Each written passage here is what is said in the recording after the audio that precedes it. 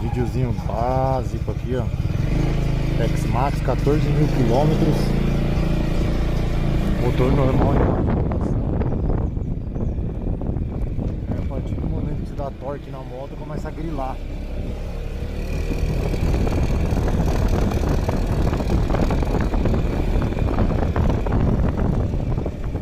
Vi alguns vídeos na internet de uns gringos lá da Tailândia, daqueles lados. Provavelmente é uma chapinha que fica no cabeçote. E essa chapinha, o parafuso solta, que segura o comando e fica dando esse problema. Vamos ver se esse barulho vai persistir. A gente vai fazer a abertura aqui no Lemas. Eu já vou na rua aqui na 410, na freguesia do Ó, na Ristori Motos. Vamos ver se vai dar certo lá. Provavelmente é isso, vamos ver.